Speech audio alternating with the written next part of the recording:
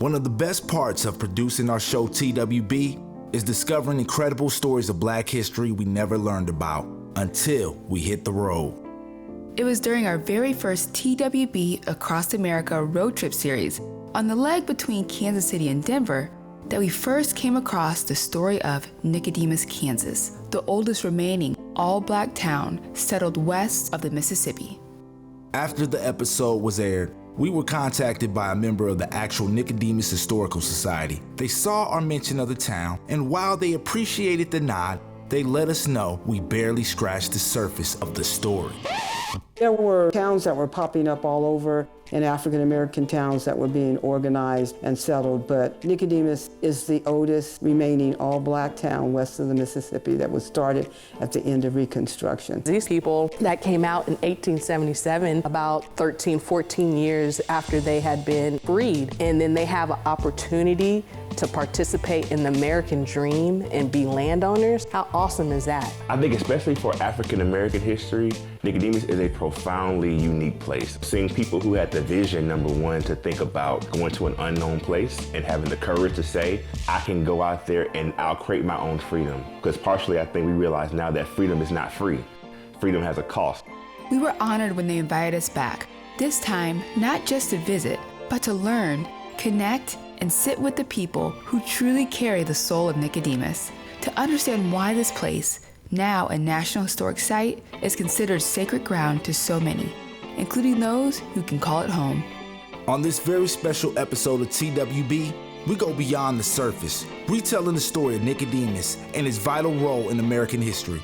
This time, guided by the voices of those who've dedicated their lives to preserving its legacy.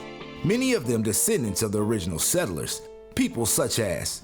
I'm Angela Bates. I'm the retired executive director of the Nicodemus Historical Society and a descendant of the first settlers that came to Nicodemus in 1877.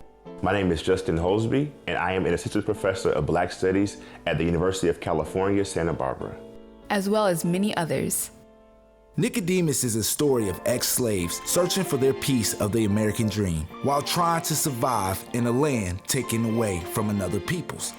The irony, it was collaboration with those very same people and others that helped them survive the first winter.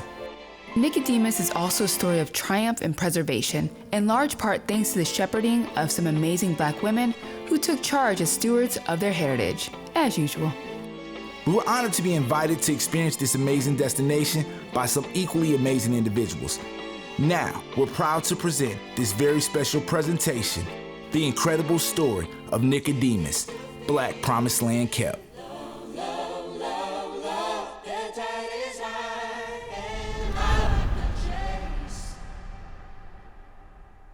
There's something spiritual about Nicodemus. You can feel it in the air, in the land, just standing there.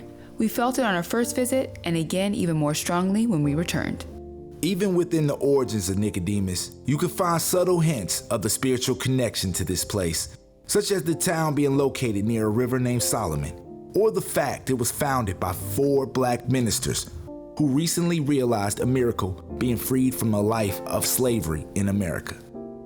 Even the name Nicodemus comes from the Bible.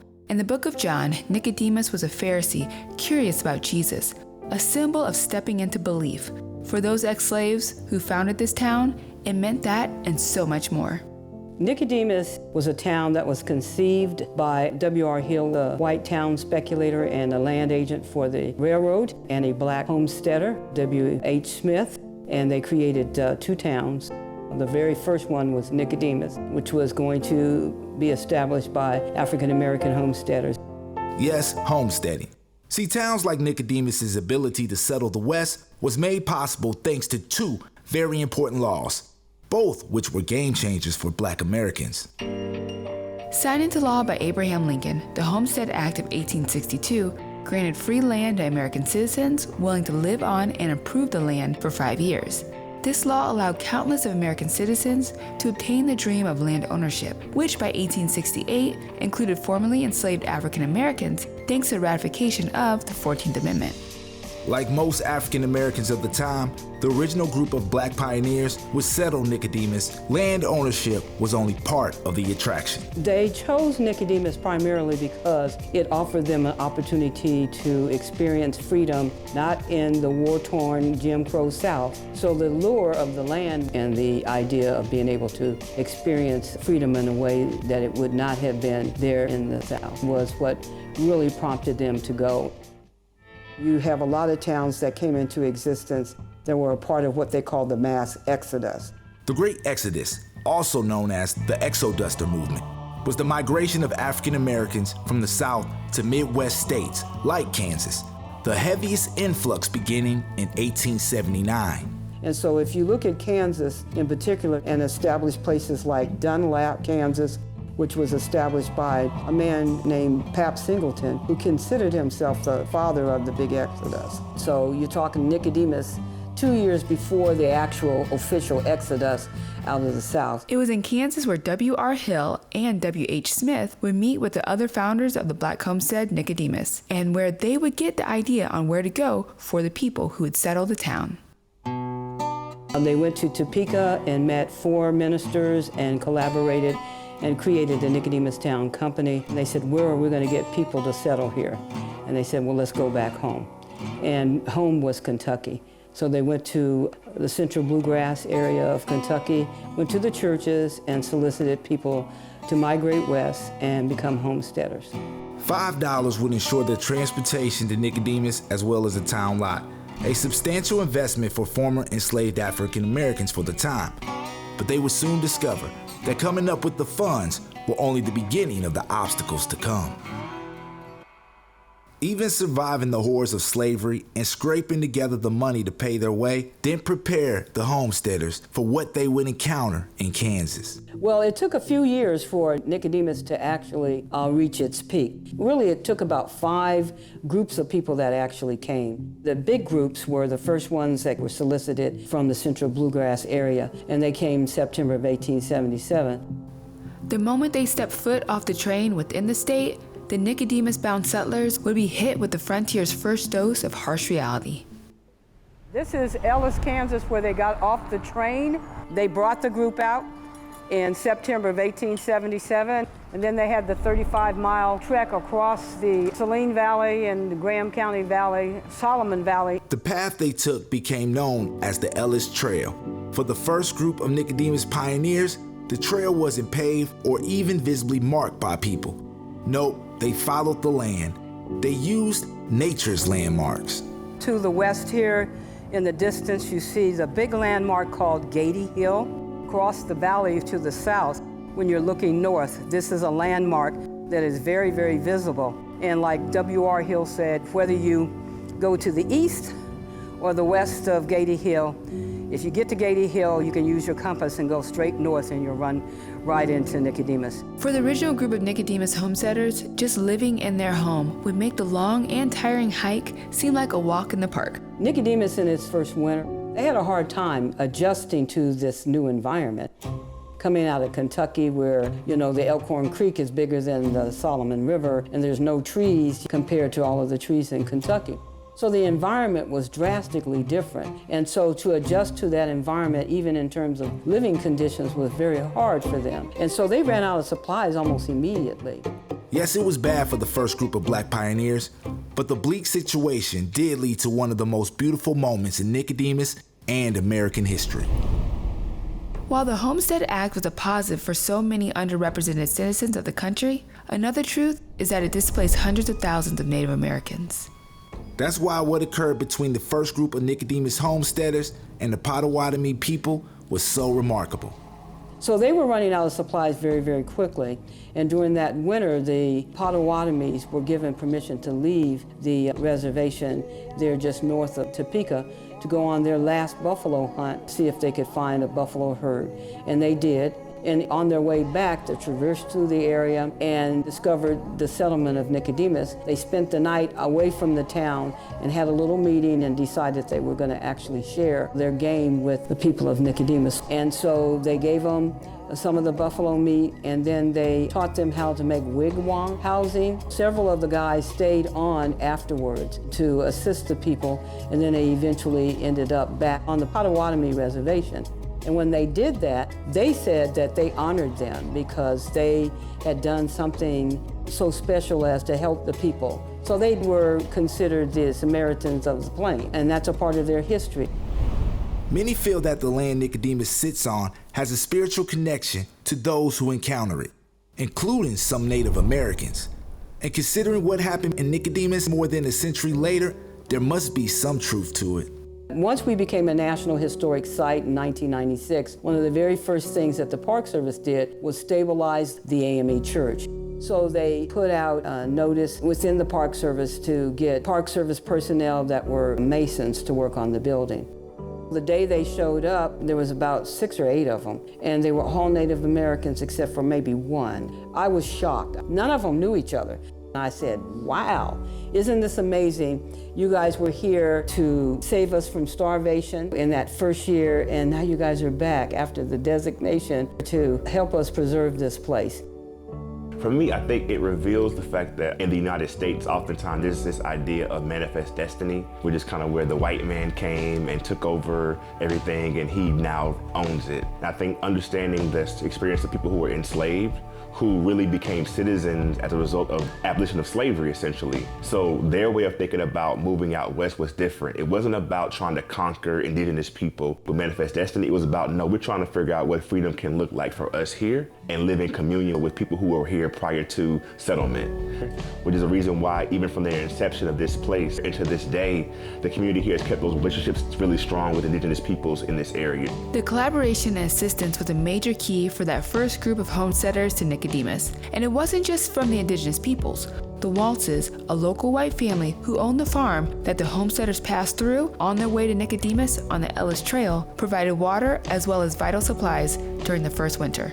After surviving the initial winter, along with a few more waves of people, Nicodemus would eventually grow. The next group came in the spring of 1878. And then the third big group came in 1879, and other people trickled in. And in its heyday was right before the railroad. As we've seen in our travels, the railroad played a huge role in shaping the Black experience out west. Sometimes it created opportunity. Other times, like with Nicodemus, it marked the beginning of economic decline. Hill was a land agent and knew they were going to be laying track along the Solomon River. The engineer, Virgil Bogue, said, no, we're going to build a town 4 miles west of Nicodemus and name it after me. And that's when the town of Bogue came into being. Because this was a railroad town, the bank from Nicodemus came over, several of the businesses did. That was the beginning of the economic demise of Nicodemus. Despite that economic downturn, Nicodemus's influence on America was deep and far-reaching, with notable Americans whose roots started in Nicodemus and that are icons in everything from culture, sports, and even government. Nicodemus has produced all kinds of folks that have made a major impact. We have 6 NFL football players that have their roots in Nicodemus, Gale Sayers and Verl Schweitzer, who integrated the Green Bay Packers. And I'm related to all of them. Then to go to the political side of things, the Nicodemus Town Company secretary early on was a guy by the name of John Niles, the first to prompt the congressmen to look at reparations for African Americans. Abram Hall became the first census taker for Graham County. He was African American. Can you imagine that, going up to some white homesteaders and you're Black and you want to ask them all of these questions? Edward P. McCabe became the first county clerk. Then he went on to become the first African American to be elected to any northern office after the Civil War here in Kansas. The first 3 county attorneys for Graham County were African American. They were my uncles. Can't forget about Kim Thomas, who was the first African American female mayor in the state, and she, along with her mother, donated the building to the Historical Society for the museum. At least one of those Nico notables even had influential impact on our home region in the Pacific Northwest. Nettie Asbury, who ended up in Tacoma, Washington, starting the NAACP. Phenomenal woman. She was so instrumental politically there in the Tacoma, Washington area that they named May 10th Nettie Craig Day. Nicodemus' contribution of extraordinary people continued even in wartime.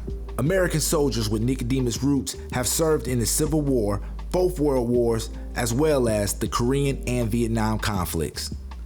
The many contributions combined with what Nicodemus symbolizes are all beyond good enough reasons to ensure its preservation now and into the future.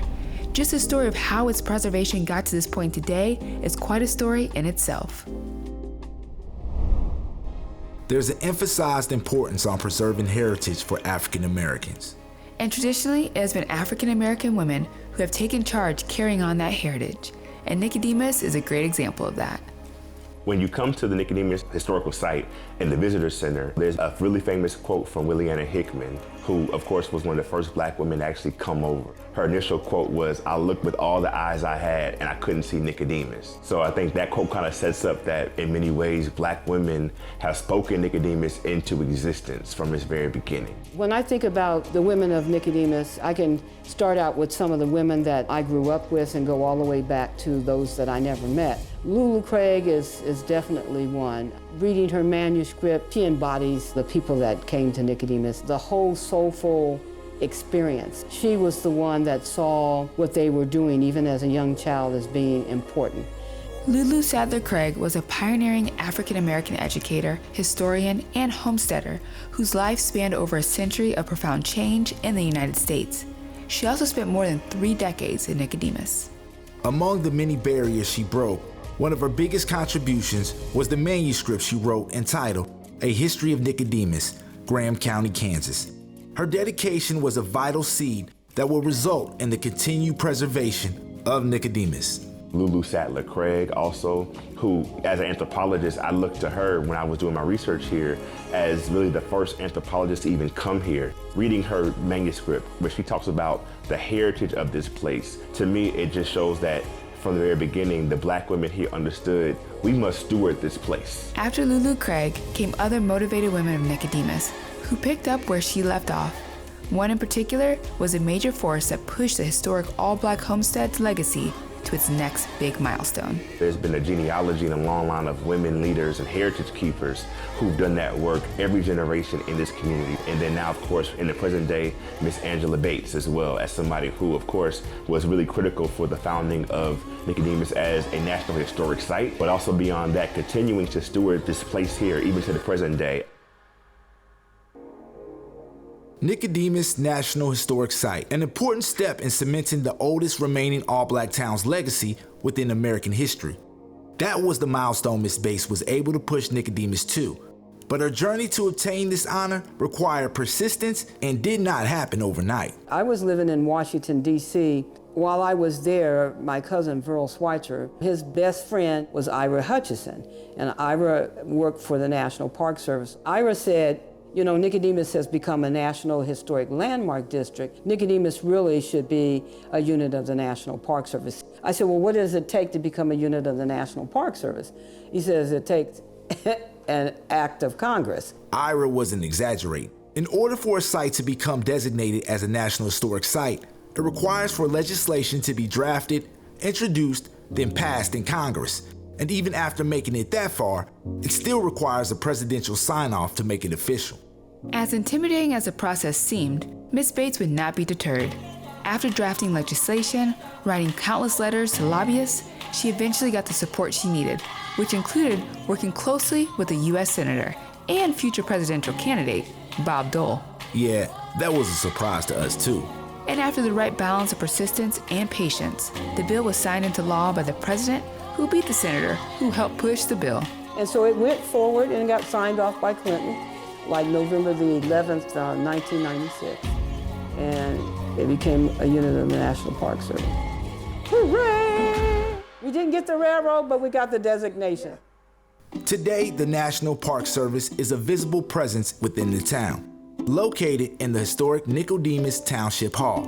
My name is Luecreasea Horne, and I am a park ranger here at Nicodemus National Historic Site. The role that the Park Service plays here is they preserve and protect the history and the buildings of Nicodemus. We preserve the history, we tell the story. We are inside the visitor center. Park Service leases this building, so we help maintain this building. Park Service has been able to acquire the AME Church and the First Baptist Church, and we've been able to restore the AME Church. Eventually, the First Baptist Church will be able to restore that to what it used to look like. And believe it or not, there's even a Nicodemus descendant connected to the Park Service. And along with being a park ranger, I am also a 6th generation descendant. When people come in and they want to know, is the town alive? And I'm saying it's a living, breathing community. We have church on Sundays. We have activities that we still have going on. And then they want to know, are there any descendants left? And I'm like, you're looking at one. Luecreasea's story is yet another example of the women of Nicodemus shepherding its heritage.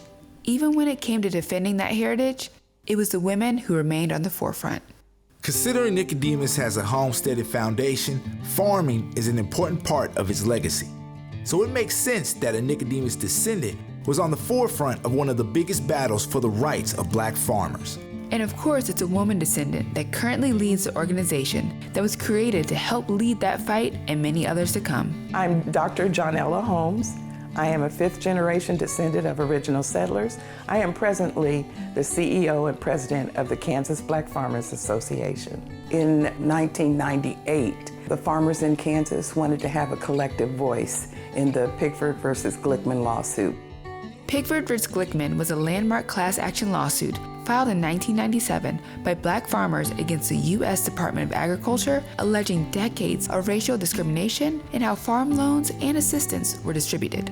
In 1999, the lawsuit ended in a settlement that eventually paid over $1 billion to black farmers, making it one of the largest civil rights settlements in U.S. history. Not only were Nicodemus farmers involved, but it was an original descendant that provided evidence vital to ensuring victory. A lot of the information that was used in that lawsuit was from our cousin, Bernard Bates. He had actual photographs of them dismantling his farm, cutting his wheat, the USDA foreclosing on him. Even though the Pigford versus Glickman battle was won, Johnella and the Kansas Black Farmers Association know that there are still many battles to be fought, like ensuring that there are more black farmers and farms available for them to farm. Land loss has just been historically phenomenal, and it hasn't stopped. We were in the 1920s around, 17%, 21%. Now we've been for years at 1.7%. The future of black farmers, and really all farmers, are at risk, but that's another story in itself. As for the legacy of Nicodemus, all these women are still contributing on a daily basis to ensuring that it lives on, even Angela. Yes, today Angela is still active in carrying forward Nicodemus's legacy. Not only continuing to help push forward projects within the National Historic Site, but also speaking on the subject around the state, writing scripts, and organizing reenactments, those of which that involve other direct Nicodemus descendants and even descendants of their allies. One of her scripts recently got produced into a film that is airing on PBS. You can also experience the Nicodemus National Historic Site. Experience the town and learn more about its history by walking the town's park grounds, dropping into the museum at the National Parks building inside the historic Nicodemus Township Hall, and sitting amongst the exhibit within the restored AME Church. Before you even get to Nicodemus, start in Ellis, where markers trace the path of the original settlers. This history is alive, not just in artifacts, but in the people who still call this place home. And no matter where they go, they always seem to return. Hello, my name is Marilyn Sayers-Gray, and I am a 5th descendant of Nicodemus, original settlers of Nicodemus. My great-grandfather was the first-born baby in Nicodemus. Every year after we moved from Kansas to California, we would come back to Kansas every summer. Nicodemus is home. Hi, my name is Cheryl Bates Jones. I'm connected to Nicodemus based off of my grandfather, who was the second born after Henry. I started coming back more, and I became the chairperson for the Nicodemus Emancipation celebrations. I says, well, Nicodemus is in my blood, so I got to keep it going. Every year, the town with a year-round population of 15 welcomes as many as 600, mostly relatives, back to celebrate homecoming, an event that demonstrates the pride and connection to this place they all have the privilege to call home. Even Professor Hosbey, who first came here as a grad student and has become like family. I first came to Nicodemus when I was in graduate school in 2010. I was doing my master's thesis on the Black women and their role in heritage preservation here in Nicodemus. Since that time period, I just fell in love with the town. I fell in love with the history. I fell in love with the people that are here as well. So for me, it's been really a homecoming in a sense, but also just I have fond memories here, and I'm really dedicated to doing my part to preserve the heritage here in this place. Nicodemus is truly a special place. Yes, we could feel it the first time we randomly stopped in on a road trip, but this time it was different. The feeling was deeper. Actually standing on the Ellis Trail, looking out over the vast open land, imagining how it must have felt for those first settlers who were formerly enslaved people, armed only with their faith. The feeling was powerful. Spending time with actual descendants, witnessing their pride, their commitment, their love for this land and its story. We truly wish that you take the opportunity when rolling through Kansas to just venture off of Interstate 70 and visit Nicodemus to experience this sacred site. It's no secret that in this current time in our nation's history, it's especially important to do what we can to help preserve legacies such as that of Nicodemus, and visiting these sites can help. Check the links or go on our website for more information on ways to support, as well as more information about visiting Nicodemus. Not that they're worried. We hope we can hold on to that designation. Yeah. But, you know, whether we do or not, it doesn't matter, because we were here before there was a designation, and it was not contingent upon the Park Service. And we'll continue to tell our story. Miss Bates, we don't doubt it. Thanks again to Miss Bates, the other descendants, and the Nicodemus Historical Society for inviting us back and their welcoming hospitality. Ultimately, they were right. When we first stopped by, we didn't even scratch the surface of Nicodemus. But after this visit to Kansas, we realized that even with Demas, we haven't scratched the surface of fascinating Black history within this state. We might have to come back. We hope you enjoyed this special presentation of TWB Presents. Until next time, beautiful people, stay up, stay true, and do you.